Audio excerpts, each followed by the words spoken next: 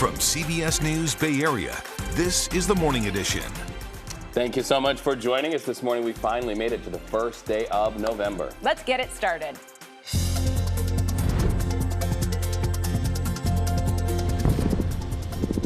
Gunfire in the distance and flares streaking across the sky over Gaza. And now some people are able to leave the territory this morning as Israel ramps up its attacks against Hamas. The cost and the threats to the United States and to the world keep rising. A new warning. The war between Israel and Hamas could be inspiring hate crimes here at home. They ask every day if we feel safe just walking around our own neighborhood. We know you hear those negative headlines about San Francisco, and now a new walking tour is looking to challenge that narrative. It's awesome to watch them run away screaming. Could you handle it? A haunted house in San Jose goes all out for Fright Night. And it's a sign the holidays are just around the corner in San Francisco. Grab your skates and get ready for the return of the Union Square Ice Skating Park. Good morning to all of you. I'm Nicole Zalumis, and those ice skaters were wearing what I want to be wearing right now. I know. It's cold in here. I need a beanie and some gloves and bundle up. I have many layers I can share with you. I think probably too many. Gianna is off this morning. G, if you're watching, we're going to try to do right by traffic. I never do. No, you've been fantastic. Well, don't sell yourself short. I Reed. encourage people to line up and laugh with me at me here in just a minute after we talk to Jess about weather. You know, it's funny. Two things on that. One, yes, it is freezing in the studios. It's because of all the lights that people can't see just off screen. But to add to that, Reed, you've been crushing it at traffic. Oh, you're sweet. Well, you are well paid to be able to say that. I'm going to give you another $10. Hopefully we didn't set you up to fail. My Reed. Venmo is at Jessica Birch. Okay. All right, let's take a quick look at what's going on outside this morning throughout the Bay Area. The sun is starting to rise, and we actually have a beautiful sunrise all throughout the Santa Clara Valley. Look at all that yellow right now. And right behind me, this is actually a live look at the Bay Bridge. We'll see that in just a second. But here's what we're looking at this morning as we're waking up throughout the Bay. Those skies are starting to illuminate, and we are waking up to the 40s and 50s the day after the sugar coma has settled its way in, right?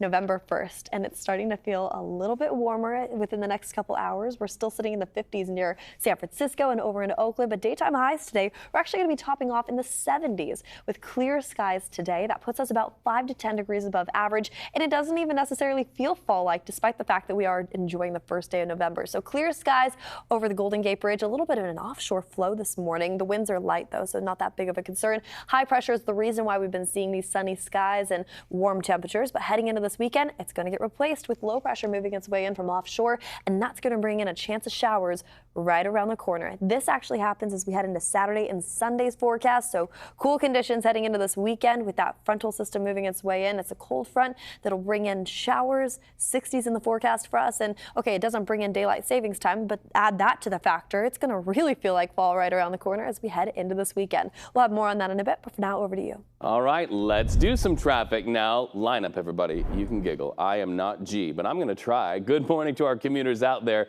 Let's start off in the East Bay. A bit rough for you this morning, right? Some backup from Pittsburgh to Bay Point. 46-minute drive from Antioch to Hercules on Highway 4.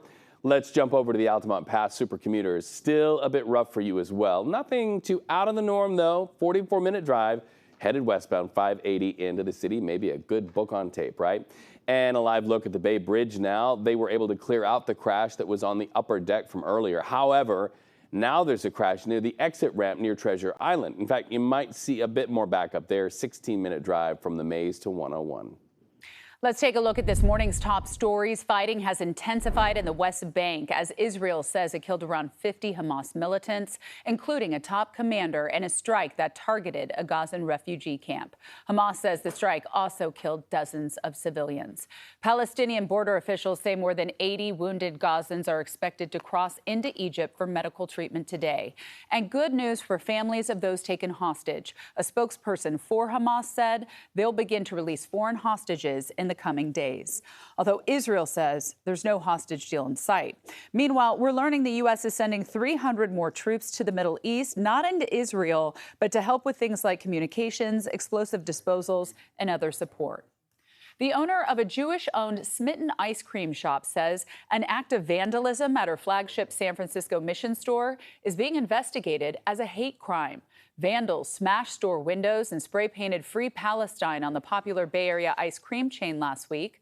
Owner Robin Sue Fisher says it will reopen when repairs are complete.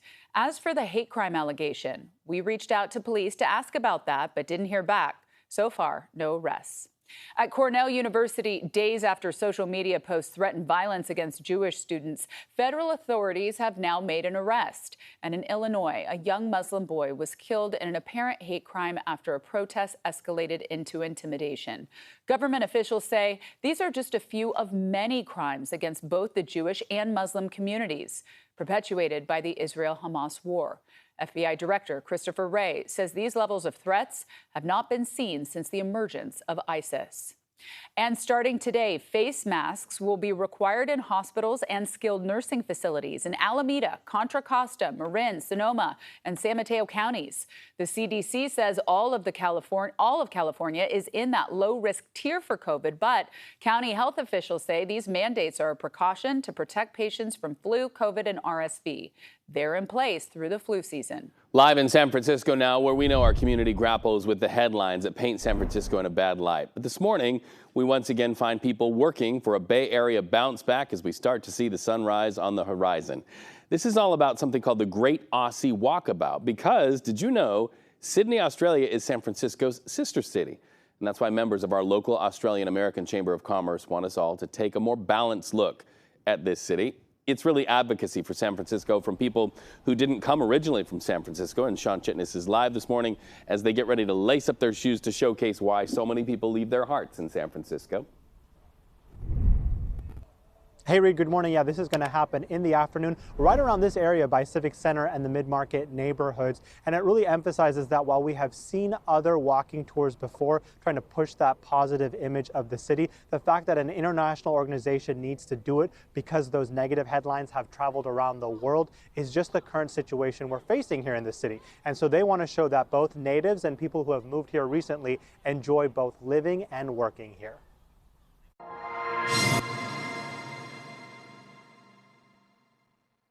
Melissa Zajic has lived all over the world and now chooses to call San Francisco home with her family. These days, giving the complete picture about this city is not only personal, it's also business. We get a lot of feedback from our members outside the city and back home in Australia that San Francisco looks like a war zone. She's the executive director of the Australian American Chamber of Commerce in San Francisco, which supports cultural and business connections between both countries. They ask every day if we feel safe just walking around our own neighborhood. My kids go to a local public school. I can't stress to them enough that life is really wonderful in many parts of the city. So this week's Aussie Walkabout will try to capture more of what is actually happening in San Francisco. From the beauty of City Hall and the work happening in local government to the challenges inside the Tenderloin and the people trying to help that neighborhood each day, as well as the current state of retail and real estate along Market Street. Conversations similar to what Melissa discussed with her family when they visited earlier this year. My own sister was planning a visit over the summer with her family, and her husband genuinely expressed concern about whether they should come and stay with us. The walking tour wants to be an honest assessment for businesses based here and down under about the local economy, just like what her family saw during the summer, what's working well, and what could use some improvement. We really got a much better sense of the city and some of the wonderful points about it. The energy of San Francisco remains a draw for her, and she hopes it's a reason for more companies to do business here as well. It's totally unmatched, definitely, when it comes to innovation. And on that point of innovation, Melissa was sharing with us that while some Australian companies have chosen other cities in the U.S. because of the cost of living, one startup told her that they not only wanted to be in the Bay Area, but specifically San Francisco because it remains a hub for new ideas.